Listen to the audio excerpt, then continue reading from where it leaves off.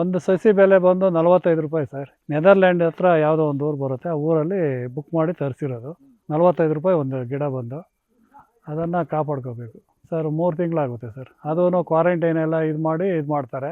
ನಾವು ಕ್ವಾರಂಟೈನ್ ಮಾಡಿ ಮತ್ತೆ ಈ ಕಡೆ ಫೀಲ್ಡ್ಗೆ ಹಾಕ್ಕೊಡಿದ್ದೀವಿ. ಅವರು ಬಂದು ಚೆಕ್ ಮಾಡ್ತಾರೆ. ಈ ಗಿಡ ಬೇರೆ ದೇಶದಿಂದ ತಂದು ಅದನ್ನು ನಾವು ಕ್ವಾರಂಟೈನಲ್ಲಿ ಮಾಡಬೇಕು. ಕ್ವಾರಂಟೈನ್ ಮಾಡಿ ಅವರು ಇನ್ಸ್ಪೆಕ್ಷನ್ ಬರ್ತಾರೆ, IHR ಇದರಿಂದ ಇನ್ಸ್ಪೆಕ್ಷನ್ಗಳು ಬಂದು ಚೆಕ್ ಮಾಡ್ತಾರೆ. ಇಷ್ಟು ದಿನದಲ್ಲಿ ಆಮೇಲೆ ಅವರೆಲ್ಲ ರೋಗ ಅದೆಲ್ಲ ತಿಳ್ಕೊಂಡು ಸರಿ ನೀವು ನಾಟಿ ಮಾಡ್ಕೊಳ್ಳಿ ಅಂತ ಹೇಳ್ತಾರೆ. ಅವಾಗ ನಾಟಿ ಮಾಡ್ಕೋಬೇಕು ಅಷ್ಟೇ. ಅದಕ್ಕೆ ಮುಂಚೆನೇ ತಂದು ನಾವು ನಾಟಿ ಮಾಡಿದ್ರೆ ಅದು ಕಾನೂನು ವಿರೋಧ ಆಗುತ್ತೆ ಅಂದ್ಬಿಟ್ಟು ಹೇಳ್ತಾರೆ ಸರ್. ಮಣ್ಣಲ್ಲಿ ಗಿಡ ಆಗಲ್ಲ.